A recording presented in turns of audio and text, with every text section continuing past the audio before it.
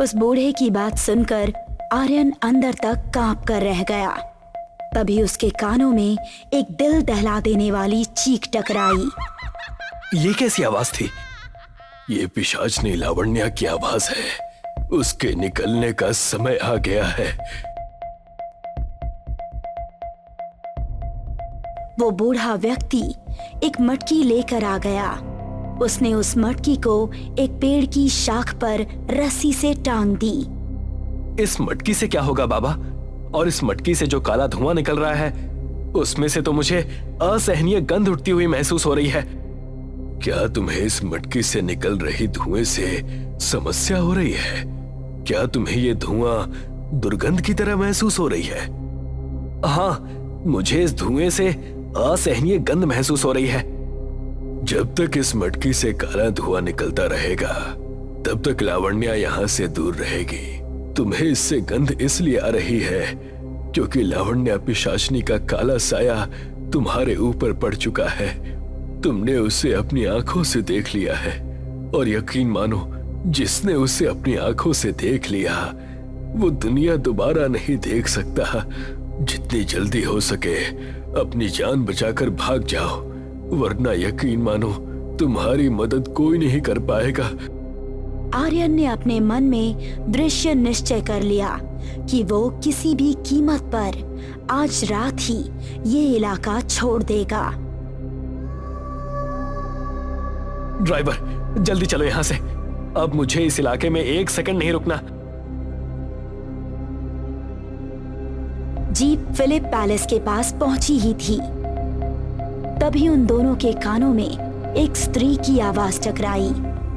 तुम्हारी मंजिल बस यहीं तक थी। यहाँ से तुम्हारे जीवन की अंत की शुरुआत होने वाली है। अचानक उसके ही नजदीक आकर खड़ी हो गई। आर्यन का पूरा शरीर दहशत से कांपने लगा। इससे दूर हट जाइए साहब जी। यही लावण्या पिशाचनी है जो रूप बदल कर आई है। अचानक वो सुंदर स्त्री लंबी और भयानक दिखने वाली एक भयानक औरत में परिवर्तित हो गई।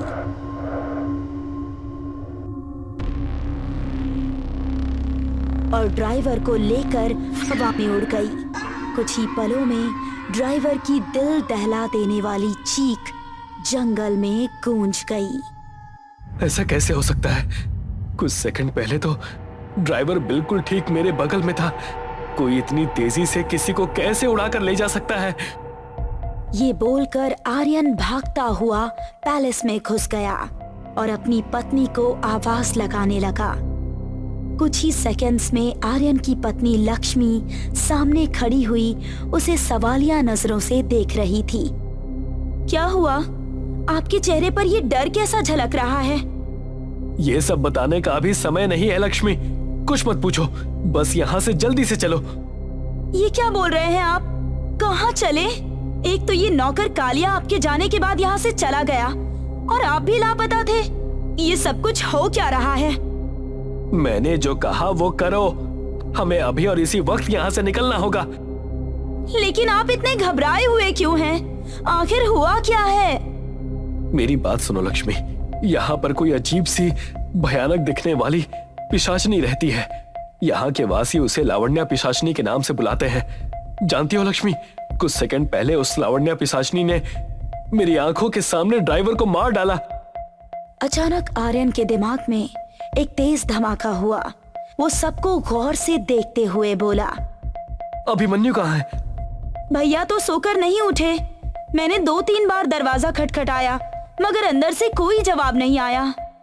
मैं अभी अभिमन्यु को लेकर आता हूँ। कुछ ही पलों में वो अभिमन्यु के कमरे के बाहर खड़ा हुआ दरवाजे को बुरी तरह से खटखटा रहा था, मगर अंदर से कोई प्रतिक्रिया ना पाकर आर्यन ने पूरी ताकत लगाकर दरवाजे को तोड़ दिया। कमरे का मंजर देखकर वो अंदर तक कांप गया। उसने देखा अभिमन्यु की लाश फर्श पर पड़ी हुई थी। उसकी आंखें फटी हुई थी और उसके सीने से दिल गायब था। आर्यन दौड़ता हुआ नीचे आ गया। क्या हुआ आर्यन? अभिमन्यु तुम्हारे साथ नहीं आया? वो इस दुनिया में नहीं रहा। लगता है उस लावण्या ने उसे उस रात ही मार दिया था। ये आप क्या बकवास कर रहे हैं आर्यन? आपका दिमाग तो ठीक है? आखिर आप क्या अनाप शनाप बोले जा रहे हैं? तभी कोई भारी वस्तु धड़ाम की आवाज से फर्श पर नीचे गिरी। आर्यन के सामने कालिया और अभिमन्यु की लाशें फर्श पर पड़ी हुई थी। लक्ष्मी डर से चीखते हुए आर्यन से बोली, ये सब क्या है आर्यन? ये हो क्या रहा है? ऐसा कैसे हो सकता है? आपके आने से कुछ पल पहले कालिया जीवित था। मुझे इसी बात का डर था, लेकिन मैं तुम्हें कुछ नहीं होने दूंगा। चलो भागो यहाँ से। तभी उनके कानों में भयानक हंसी की आवाज टकराई। एक भयानक दिखने वाली औरत अपनी लाल लाल आंखों से उन्हें खा जाने वाली नजरों से देखे जा रही थी। चाहो तो मेरी जान ले लो, लेकिन मेरी पत्नी को छोड़ दो। अचानक लावण्या आर्यन की आंखों के सामने बिजली की रफ्तार से ऊपर उड़ गई। तभी आर्यन के कानों में उसी बूढ़ी औरत की आवाज गूंजी जो उसे कालिया के गांव में मिली थी। जल्दी से तुम मेरे साथ आओ, मैं इसे ज्यादा देर तक नहीं रोक सकती। मैं तुम्हारी मदद के लिए आई हूँ। मगर अचानक लक्ष्मी गायब हो गई। उसी की दिल दहला देने वाली चीख पैलेस में गूंज गई और लक्ष्मी की लाश जमीन पर आकर धड़ाम से गिर गई। नहीं, ये नहीं हो सकता। तभी उस बूढ़ी औरत ने चीख कर आर्यन से कहा, चलो मेरे साथ। मैं इस पैलेस का एक ऐसा कमरा भी जानती हूँ जहाँ पर लावण्या नहीं आ सकती। हमें किसी भी हाल में उसे सुबह तक रोकना है, वरना हम दोनों में से कोई जिंदा नहीं बचेगा। इतना कहकर बूढ़ी औरत आर्यन का हाथ पकड़कर तेजी से लेकर एक कमरे में आ गई। उस कमरे में एक बहुत पुरानी किसी अंग्रेज की तस्वीर लगी हुई थी। वो बूढ़ी औरत आर्यन से बोली, ये तस्वीर इस पैलेस के मालिक फिलिप की है। इस पैलेस को इसी ने बनवाया था, जो यहाँ पर अकेला रहा करता था। कहते हैं उसने इस पैलेस को जादू टोना करने के लिए बनवाया था। बताने वाले बताते हैं कि वो विदेश से किसी रहस्यमयी कबीले से जादू की एक बेहद प्राचीन किताब लेकर आया था। वो बेवकूफ जादू के जरिए संसार का सबसे ताकतवर व्यक्ति बनना चाहता था और एक दिन उसने अपनी बेवकूफी से दूसरी दुनिया के द्वार खोल दिए। ये लावण्या पिशाचिनी उसी दूसरी दुनिया के द्वार से यहाँ आई है। उसे इस दुनिया में खत्म कर पाना नामुमकिन है। दूसरी दुनिया के द्वार इसी महल के अंदर किसी गुप्त जगह पर खुलते हैं और वो आज भी खुले हुए हैं। फिलिप ने इस कमरे को लावण्या पिशाचिनी से बचने के लिए ही बनवाया था। उसने इस कमरे में कोई खास जादू टोने की अभिमंत्रित वस्तु रखी थी, जिसके कारण वो यहाँ नहीं आ सकती। लेकिन इसके बावजूद वो लावण्या के कहर से बच नहीं सका। आखिर कब तक वो इसी कमरे में अपना जीवन बिताता। आर्यन पूरी रात उस कमरे में बैठा रहा। सुबह हल्की सूर्य की किरण शीशे की खिड़की के द्वारा आर्यन की आंखों से टकराई। वो बूढ़ी औरत आर्यन को लेकर बाहर आ गई। उस बूढ़ी औरत ने आर्यन से कहा, तुम्हारी पत्नी और दोस्त की तकदीर में यही लिखा था बेटा। मैंने कालिया को भी यहाँ पर काम करने के लिए बहुत मना किया था, मगर गांव का था ना, इसीलिए जिद्दी था। वो भी मारा गया। लेकिन तुम पहले व्यक्ति हो जो सही सलामत जिंदा बच गए। अपने परिवार को जाकर उस कब्रिस्तान में दफनाओ जहां से तुम कल वापस आए थे। लेकिन आपको कैसे पता कि मैं कब्रिस्तान गया था? मैंने तुम्हारी जीप को कब्रिस्तान के बाहर खड़ा देखा था। लेकिन मैं अपने दोस्त और अपनी पत्नी की लाश को शहर ले जाकर उनका अंतिम संस्कार करवाना चाहता हूँ। ऐसा करने की सोचना भी नहीं। उन दोनों को लावण्या पिशाचिनी ने मारा है। वो जिसे भी मारती है उसका दिल निकाल कर खा जाती है। अगर तुम उनकी लाशों को इस इलाके से दूर ले गए तो वो भी इस पिशाचिनी की तरह बनकर शहर के लोगों का जीना दूभर कर देंगे। ये इस इलाके का नियम है और मुझे लगता है कि अब तुम्हें इन बातों पर विश्वास होने लगा होगा। आर्यन अपनी पत्नी लक्ष्मी और अपने दोस्त अभिमन्यु और काल्या की लाश जीप में डालकर उसी कब्रिस्तान में ले गया। उस बूढ़े ने नम आंखों से उन सब की लाशों को उस कब्रिस्तान में दफना दिया। वो बूढ़ा व्यक्ति आर्यन से बोला, यहाँ से चले जाओ बेटा। एक बात याद रखना, लावण्या का साया तुम्हारे ऊपर हमेशा रहेगा। यहाँ से जाने के बाद बुरे सपने तुम्हारे जीवन में कभी भी तुम्हारा पीछा नहीं छोड़ेंगे। वो तुम्हारे सपनों में आकर हर बार यही कोशिश करेगी कि तुम किसी तरह एक बार यहाँ पर वापस आ जाओ। हो सकता है कि सपने में वो तुम्हारी पत्नी बनकर आए या तुम्हारे दोस्त के रूप में आए। कभी कभी तुम्हें ऐसा भी लगेगा कि जो तुम देख रहे हो वो सपना नहीं बल्कि हकीकत है। मगर मेरी एक बात हमेशा याद रखना, भूल से भी यहाँ दोबारा मत आना। जाओ और यहाँ पलट कर कभी मत आना। आर्यन भारी मन से उसी दिन इलाके को छोड़कर अपने घर दिल्ली आ गया। उस बूढ़े व्यक्ति की आवाज आज भी उसके कानों में टकराती है। ये कहानी 1950 के दशक के आसपास की है। रात के सन्नाटे में साए साए आवाज करती ठंडी हवा के बीच एक घोड़ा गाड़ी जंगल के बीचों बीच से बड़ी तेजी से चली जा रही थी। कोचवान नंदू घोड़ा गाड़ी को बड़ी तेज भगा रहा था, मानो वो उस जंगल के रास्ते से बड़ी जल्दी गुजर जाना चाहता हो। तभी अचानक एक पुलिस वाला घोड़ा गाड़ी के सामने आ गया। अचानक पुलिस वाले को सामने देखकर कोचवान ने घोड़ों को लगाम दी। तांगा डिसबैलेंस हो गया और तांगे में बैठी ठाकुर विजेंद्र की बहन दिव्या गिर गई और घोड़े बिदक कर भाग गए। आपको चोट तो नहीं आई छोटी मालकिन? मैं ठीक हूँ नंदू। ये क्या तरीका है दरोगा बाबू? आधी रात को हमें यहाँ क्यों रोका गया? उस पुलिस वाले की आंखें अंधेरे में अजीब से अंदाज में चमक रही थी। पुलिस वाला हूँ, मुझे पूरा अधिकार है तेरा तांगा रोकने का। तुम नहीं जानते दरोगा, मैं ठाकुर विजेंद्र का कोचवान हूँ और ये उनकी बहन दिव्या। अगर ठाकुर को मालूम हो गया तो तुम्हारी दरोगाई निकाल देंगे।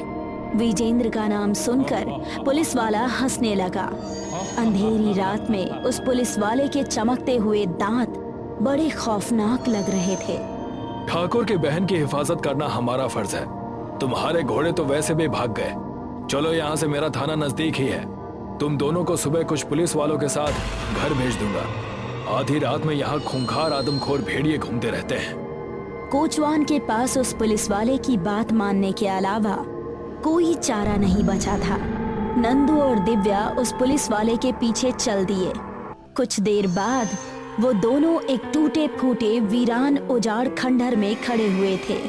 दिव्या बहुत ज्यादा डरी हुई थी। नंदू, मुझे कुछ ठीक नहीं लग रहा है। ये तो कहीं से भी पुलिस स्टेशन नजर नहीं आ रहा है। यहाँ तो सन्नाटे के अलावा और कुछ भी नहीं है।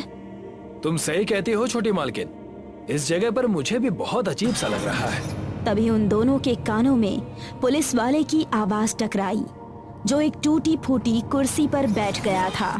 क्या सोच रहे हो तुम दोनों? यही कि यहाँ पर मेरे अलावा और कोई पुलिस वाला मौजूद नहीं है। दरअसल ये बहुत पुराना पुलिस स्टेशन है नंदू। उस पुलिस वाले की जुबान से अपना नाम सुनकर नंदू बुरी तरह से चौंक गया। आपको मेरा नाम कैसे पता? मैंने तो अभी तक अपना नाम बताया ही नहीं। नंदू के इतना कहते ही अचानक उस पुलिस वाले का चेहरा बदल गया। उसकी आंखें बेहद चौड़ी और बड़ी हो गई और उसका चेहरा बेहद खौफनाक हो गया। देखते ही देखते नंदू और दिव्या की चीखें सन्नाटे को चीर गई। सुबह उन दोनों की लाश पुलिस वालों को उसी खंडहर के बाहर मिली। ठाकुर विजेंद्र एक जवान व्यक्ति था। उसका रो रो कर बुरा हाल था दिव्या का अंतिम संस्कार करा दिया गया। दूसरे दिन ठाकुर ने अपने खास 2 आदमी रतन और बिरजू को हवेली में बुलवाया। रतन और बिरजू, मुझे सिर्फ तुम दोनों पर भरोसा है। मुझे नहीं लगता पुलिस उस कातिल को पकड़ पाएगी। तुम दोनों अपने तरीके से पता लगाओ कि आखिर मेरी बहन और कोचवान को किसने मारा। सच में ठाकुर साहब, दिव्या बहन को बहुत बुरी तरह से मारा गया है, लेकिन आपके कुल के साधु महाराज बोल रहे थे कि मुझे साधु वादु पर कोई भरोसा नहीं है। उस जालिम कातिल ने मेरी बहन को मारकर उसके शरीर का मांस तक नोच लिया। तुम दोनों उसी जगह पर जाकर नजर रखो जहां मेरी बहन की लाश मिली है। रात के अंधेरे में बिरजू और रतन अपने अपने घोड़े लेकर उस खंडहर की ओर चले गए। कुछ ही देर में वो दोनों उस खंडहर के अंदर हाथों में मशाल लिए इधर उधर देखने लगे। तभी उस खंडहर में अचानक एक बहुत बड़ा चीलनुमा पक्षी उड़ता हुआ आया और बिरजू की पगड़ी अपनी चोंच में दबाकर चला गया। इतना बड़ा पक्षी तो मैंने आज तक नहीं देखा। मुझे तो लगता है बिरजू कि ठाकुर साहब की बहन को किसी इंसान ने नहीं मारा। तू सही कह रहा है रतन, मुझे भी अब कुछ ऐसा ही लग रहा है। हम दोनों को जल्द से जल्द इस मनहूस जगह से निकल जाना चाहिए। तभी अचानक उन दोनों के कानों के पीछे से एक आवाज टकराई। तुम दोनों अब यहाँ से जिंदा बचकर नहीं जा सकते। उन दोनों ने जैसे ही पीछे मुड़कर देखा तो उनके सामने वही पुलिस वाला खड़ा हुआ था और उन्हें खा जाने वाली नजरों से देख रहा था। कौन हो तुम? मैं यहाँ का थानेदार हूँ।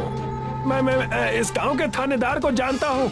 मैंने तुम्हें इस गांव में पहले कभी नहीं देखा।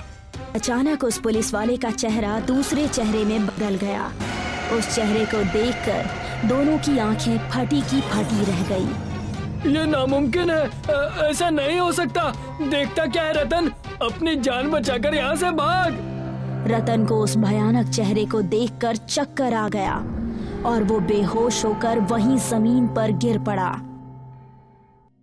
देखते ही देखते उस भयानक चेहरे वाले ने बिरजू को चीर फाड़ कर रख दिया। कुछ ही देर बाद रतन की आंख अचानक खुल गई और वो सम्मोहित सी अवस्था में अपने घोड़े पर बैठकर ठाकुर विजेंद्र की हवेली में पहुंच गया। अचानक मौसम बदल गया। मैं तुम्हारा ही इंतजार कर रहा था रतन, लेकिन तुम अकेले क्यों आए हो? बिरजू कहाँ है? बिरजू अब इस दुनिया में नहीं रहा। क्या? लेकिन कैसे? क्या हुआ उसके साथ? किसने मारा उसे? वो भी आपको बता दूंगा, लेकिन आपके लिए एक खुशी की बात भी है। मैंने ये पता लगा लिया है कि आपकी बहन को किसने मारा। किसने मारा मेरी बहन को? आपकी बहन को किसी और ने नहीं, बल्कि थानेदार मक्खन सिंह ने मारा है। लगता है तू चढ़ा कर आया है रतन, इसीलिए ऐसी बहकी बहकी बातें कर रहा है। भूल गया कि थानेदार मक्खन को मारकर मैंने ही उसे अंधे कुएं में फेंकवाया था और उसकी लाश को तुम दोनों ही फेंक कर आए थे। विजेंद्र ने अपनी बात पूरी की ही थी कि अचानक रतन ने अपना चेहरा ऊपर की ओर कर लिया।